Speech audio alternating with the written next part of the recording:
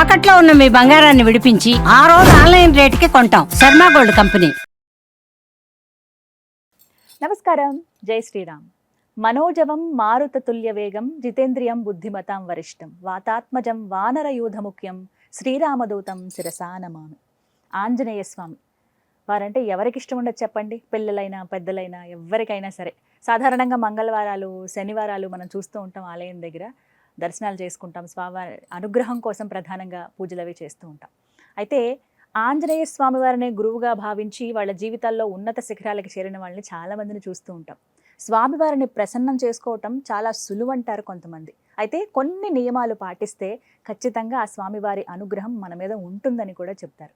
ఎటువంటి నియమాలు పాటించాలి, ఎలా ఆ ఆంజనేయసుతుడి అనుగ్రహం పొందాలి తెలుసుకుందాం ఇవాళ వీడియోలో. వివరించేందుకు ప్రస్తుతం మనతో పాటు ఉన్నారు ప్రముఖ జ్యోతిషులు బ్రహ్మశ్రీ నందిభట్ల శ్రీహరి శర్మ గురువు గారు. వారితో మాట్లాడదాం. గురుగారు నమస్కారం అండి. వాగర్థావివ సంపృక్తౌ వాగర్థ ప్రతిపత్తయే జగతఃపితరౌ వందే పార్వతీ పరమేశ్వరౌ.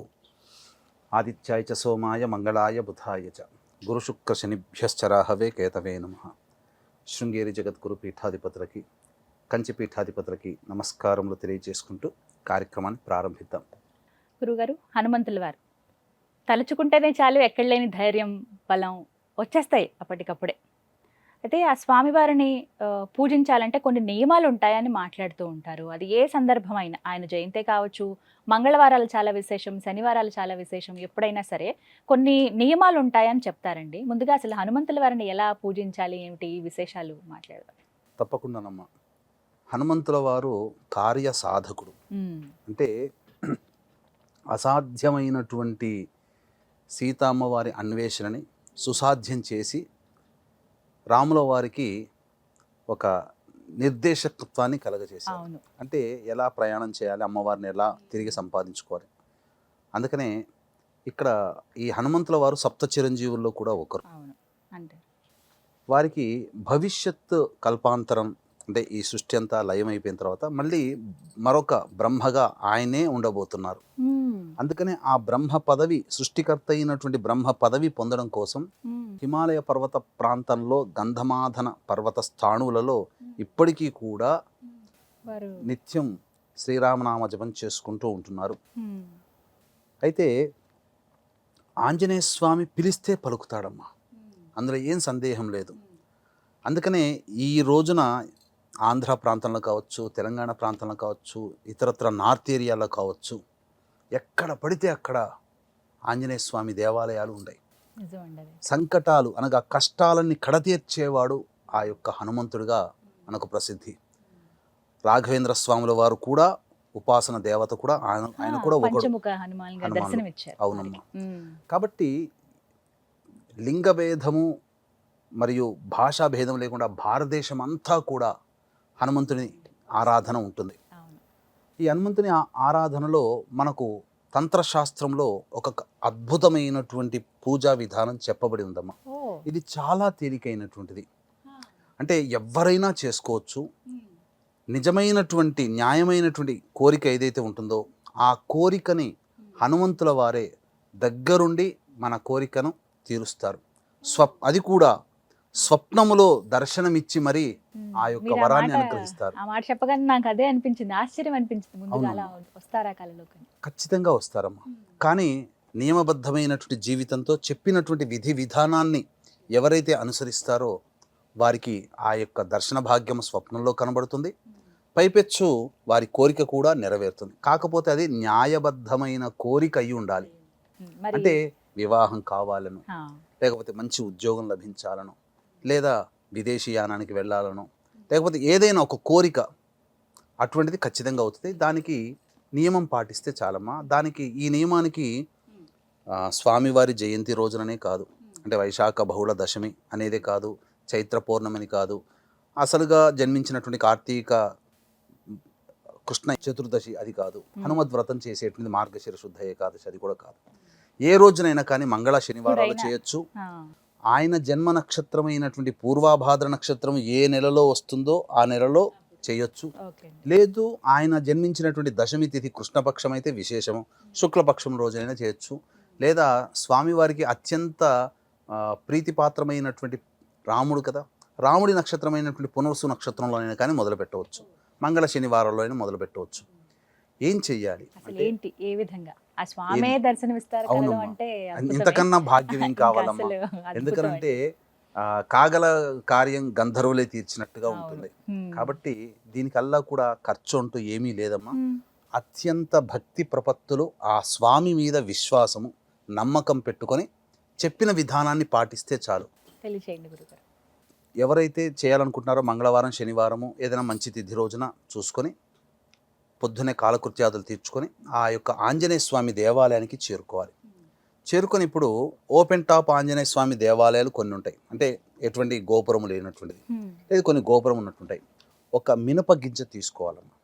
తీసుకొని ఆ స్వామివారి శిరస్సు మీద పెట్టి, ఒకవేళ లోపలికి గర్భగుడిలోకి అవకాశం లేకపోతే స్వామివారి పాదాల దగ్గరైనా, అది లేదు స్వామివారి యొక్క ధ్వజస్తంభం దగ్గరనైనా, అది అక్కడ ధ్వజస్తంభం కూడా లేదండి అని అంటారు, స్వామివారి వాహనం లేదా అక్కడ ధ్వజస్తంభం దగ్గర పాదాలు ఉంటాయి కదా, అక్కడైనా కానీ ఆ వారి వాహనం ఒంటే అక్కడైనా కానీ మినపగింజ పెట్టి ఆ స్వామివారికి నమస్కారం చేసి శ్రీరామనామ జపం చేసుకుంటాను. లేదా ఓం హం హనుమతే నమః, హ హరిలో హ, ఆ, ఓం హం హనుమతే నమః. నమః అనే నామాన్ని జపం చేసుకుంటూ 11 ప్రదక్షిణలు చేయాలి. స్వామి చూడండి. చేసి ఆ స్వామికి ఎవరైతే ఆ స్వామిని అర్చించాలనుకుంటున్నారో ఆ విధంగా కోరికను 11 ప్రదక్షిణల తర్వాత ఆ స్వామికి విన్నవించుకోవాలి. ఆ యొక్క మినపగింజ పెట్టి ఉంటారు కదా మొదలు, ఆ మినపగింజ తీసుకుని వెళ్ళి ఒక టిన్, ఒక డబ్బాలో వేయాలి. ఈ విధంగా 2, 3, 4 ఆ విధంగా 41 రోజుల పాటు చేస్తే 41 గింజలు అవుతాయి. హ్మ్. మళ్ళీ వాటిని తీసుకొని అదే 41 గింజలు తీసుకొని మళ్ళీ చేయాలి. చేస్తే 81 రోజులు అవుతుంది. హ్మ్. ఖచ్చితంగా చెప్తున్నానమ్మా, ఇది నిరూపించబడినటువంటిది. 81 రోజులు అయిన తరువాత ఆ 81వ రోజున స్వామివారికి ఇష్టమైనటువంటి వడమాల తమలపాకులతో అర్చన జరిపించుకొని వచ్చి, ఆ 81 రోజులు అయిపోయిన తర్వాత ఆ 41 గింజలు ఉంటాయి, మినప గింజలు ఉంటాయి కదా, వాటిని పారుతున్న నదిలో కానీ, సముద్రంలో కానీ, చెరువులో కానీ, సరస్సులో కానీ, బావిలో కానీ, లేకపోతే ఆ స్వామివారి దేవాలయంలో ఎదురుగా రావి చెట్టు ఉంటే ఆ రావి చెట్టు మొదట్లో తవ్వి, అక్కడే. ఎవరు తొక్కని ప్రదేశం కాబట్టి అక్కడైనా కానీ పూడ్చిపెట్టి ఇంటికి వస్తే ఆ కార్యక్రమం అయిపోయిన ఆ రోజునే రాత్రిపూట స్వామివారు స్వప్నంలో కనిపించి ఈ సంబంధించినటువంటి కోరిక ఏదైతే ఉందో అనుగ్రహించి వెళతారు. ఇందులో సందేహమే లేదు. ఇది చాలా పరిహారం, చాలా చిన్న పరిహారము, పెద్ద ఖర్చు లేదు, కానీ భక్తి ప్రపత్తులతో ఉండాలి, కొన్ని నియమాలు కూడా పాటించాలమ్మా. మరి మధ్యలో ఎక్కడన్నా ఆటంకం వస్తే ఇక్కడ ముందుగా అడగాలనుకుంది పురుషులైనా స్త్రీలైనా ఎవరైనా చేయొచ్చు కదా? ఎవరైనా చేయొచ్చు, ఎవరైనా చేయొచ్చు. ఎవరైనా చేయొచ్చు. హ్మ్.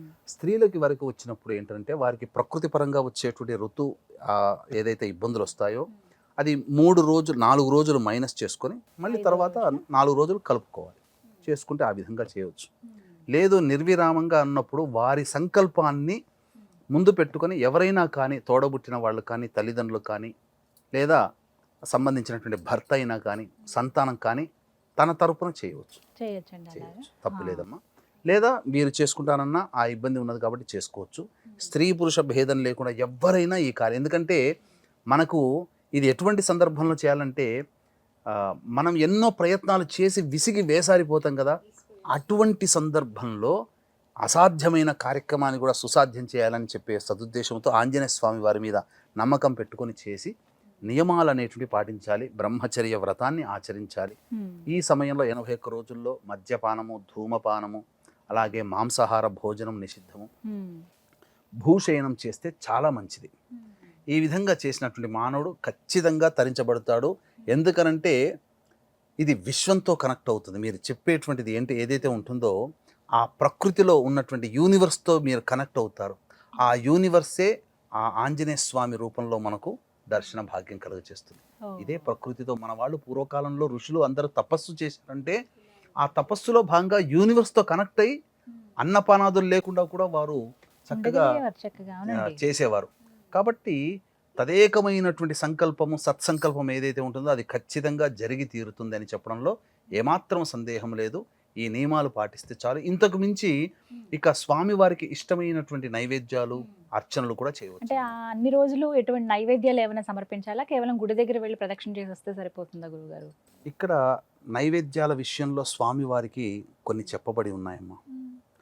అంటే స్వామివారు అమ్మవారి జాడ వెతుక్కునేటప్పుడు అంటే మనకు శనగ గింజలు, వేరు శనక్కాయలు కాదు, మామూలుగా శనగలు తెలుసు, కొమ్ము శనగలు అంటారు కదా, ఆ కొమ్ము శనగల్ని బట్టిలో కాలిస్తే నల్లటితో ఉన్నటువంటి శనగ గింజల గుళ్ళు ఉంటాయి కదా, ఆ గుళ్ళు ప్లస్ బెల్లము కలిపినటువంటి ఉండలు స్వామివారికి నివేదన చేస్తే చాలా సంతోషిస్తాడట. ఎందుకు అనంటే అమ్మవారి అన్వేషణలో భాగంగా వెళుతున్నప్పుడు ఆ శనగ గింజలు బెల్లం చేత పట్టుకొని వెళ్ళాడట. వెళ్ళినప్పుడు ఆ శనగ గింజల తోటలో కొన్ని తీసుకొని వీటిని కలిపి తిన్నాడట. ఆ సందర్భంగా ఆయనకి అది ఇష్టం అయిపోయింది. అప్పటి నుంచి ఆయనకు ఆ నైవేద్యం పెట్టడం, దాన్ని కమర్తి అని అంటారు నార్త్ సైడ్లో, కమర్తి ప్రసాదం అని అంటారు. ఇక స్వామి వారికి వడమాలంటే చాలా ప్రీతికరం, కానీ కరకరలాడుతూ ఉండాలి. మన ఇంట్లో అయితే మెత్తగా చేసుకుంటాము, 1-2 సార్లు వేయించి కరకరలాడుతున్నటువంటి వడమాలని స్వామివారికి నైవేద్యం.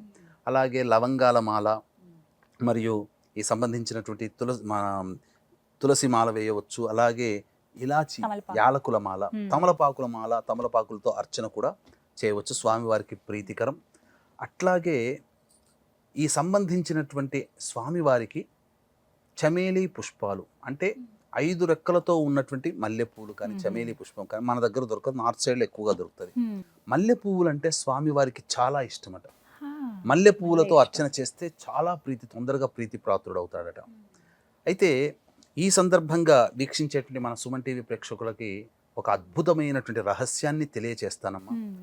ఈ రహస్యాన్ని అందరూ పాటించినట్లయితే హనుమంతుల వారికి చాలా ప్రీతి పాత్రులు అవుతారట. అదే వీక్షించేటువంటి ప్రేక్షకులకు కూడా గమనిక. ఈ యొక్క మే 22వ తేదీన స్వామివారి హనుమత్ జయంతి సందర్భంగా జాతకరీత్యా ఇప్పుడు కాలసర్పదోష ప్రభావం ఉన్నది కాబట్టి 12 రాశుల వారికి సంబంధించినటువంటి దోషములు, వారికి ఇబ్బందికర పరిస్థితులు 12 రాశుల వారికి ఉంటాయి. కావున దీన్ని దృష్టిలో పెట్టుకొని సాయంకాల ప్రదోషకాల సమయంలో సర్వదోష నివారణ పూజలు, హోమాలు మరియు హనుమంతునికి విశేషముగా మన్యుసూక్త హోమం అనేటువంటిది జరిపించి శక్తిపాతము చేయబడినటువంటి శంకరుంగలి మాలని ఈ అందజేయడం జరుగుతుంది. అవకాశం ఉన్నవాళ్ళు ఈ కార్యక్రమంలో గోత్రనామాదులు నమోదు చేసుకోవచ్చు. మనం చూస్తుంటేనమ్మా, మనం ఎక్కడైనా హైవేలో చూసినా ఆంజనేయ స్వామి విగ్రహం కనబడుతుంది. ఎందుకు పెడతారంటే వాహనాన్ని ప్రమాదాలు బారిన పడకుండా రక్షించేటువంటి వాడు. అందుకనే ఏ కొత్త వాహనం కొన్నా ఫస్ట్ ఆంజనేయ స్వామి దేవాలయంలోనే పూజ చేయిస్తారు. అందుకనే వాహన ప్రమాదాలు చోటు చేసుకోకుండా ఉండడం కోసం ఈ శంకరుంగలి మాల ఏదైతే ఉంటుందో అది వాహన ప్రమాదాలని నివారిస్తుంది. ఎవరైతే ఈ శంకరుంగలి మాలను ధరిస్తారో, అందుకే 22వ తారీఖు రోజున పూజ చేసి శక్తిపాతము చేసి ఈ యొక్క శంకరుంగలి మాలని అందజేయడం జరుగుతుందమ్మా. చాలా విశేషమైనటువంటిదమ్మా, చెప్తే చాలా, ఎందుకంటే చాలా తక్కువ ఖర్చుతో కూడుకున్నటువంటి. వీక్షించేటువంటి ప్రేక్షకులు కూడా గమనించండి, ఈ స్వామివారికి సంబంధించినటువంటి జయంతి రోజునైనా, స్వామివారి జన్మ నక్షత్రమైనటువంటి పూర్వభాద్ర నక్షత్రం రోజున ఉన్న రోజునైనా, స్వామివారి జన్మతిథి అయినటువంటి దశమి రోజునైనా, రాముడి జన్మ నక్షత్రమైనటువంటి పునరోసు నక్షత్రం రోజునైనా, లేకపోతే మంగళ శనివారం రోజునైనా స్వామివారి దేవాలయానికి వెళ్ళినప్పుడు ఒక అరటిపండ్లు డజన్ కానీ గెలలు కానీ, మీరు చూసారా ఆంజనేయ స్వామి దేవాలయంలో ఎక్కువగా అరటిపండ్లు పెడుతుంటుంటారు. ఎందుకో తెలియదు అసలు, కానీ తీసుకెళ్తుంటారు. ఎందుకంటే స్వామివారికి అరటి పళ్ళు అంటే మహాప్రీతి. అసలు ఏ పండు పెట్టినా ప్రీతి పొందడు, అరటి పండ్లు అంటేనే పడిచేస్తాడట. అందుకనే అందరూ అరటి పళ్ళే పెడతారు అక్కడ. మొత్తం దేవాలయం అంతా అరటి పండ్లతో అలంకరిస్తారండి. ఆయనకి మొత్తం అంతా అరటి పండ్లతో చేస్తారు. కాబట్టి వీక్షించేటువంటి ప్రేక్షకుల్లో ఎవరో కొంతమంది అదృష్టవంతులు అవుతారు ఇప్పుడు చెప్పేటువంటి పని కనుక చేస్తే. ఆ దేవాలయానికి వచ్చిన వాళ్ళందరికీ కూడా అరటిపండ్లు, వీలైనన్ని అరటిపండ్లు ఒక్కొక్కరికి ఒక్కొక్క పండు ఇవ్వండి, లేదా ఆ స్వామివారి అర్చకులకి అరటిపండ్లు వస్త్రము పెట్టండి, లేదా అరటిపండ్లు దానం చేయండి. లేదా మీ చుట్టుపక్కల ఎవరైనా స్వామివారి భక్తులు ఉంటారు కదా, అపరవీర భక్తులు, వాళ్ళకి అరటిపండ్లు ఇవ్వండి. ఎవరైనా భక్తులు ఆ అరటిపండు పెట్టి ఇచ్చినటువంటి అరటిపండును ఎవరైతే తింటారో ఆ స్వామి తిన్నట్టే లెక్క. కాబట్టి వాళ్ళ సంకల్పం ఏ సంకల్పం కోసమైతే ఆ అరటిపండ్లను అందరికీ పంచారో ఆ సంకల్పం ఉత్తర క్షణంలోనే తీరిపోతున్నాం. నెరవేరుతుందండి. ఇది నియమం, ఇది రహస్యం ఎవరికి తెలియదు. కానీ తెలియకుండానే చాలామంది అరటిపండ్లు పెడుతుంటుంటారు. అరటిపండ్లు అంటే స్వామివారికి ప్రీతి. ముఖ్యంగా ఆ భక్తుడు తినాలి. ఆ ఆంజనేయ స్వామి భక్తుడు గనక తింటే అది అదృష్టమే. ఇది ఎప్పుడైనా సరే ఎప్పుడైనా ఇవ్వచ్చు చేయొచ్చు. గురుగారు? చాలా చక్కటి పరిహారం, రూపాయి ఖర్చు లేదు.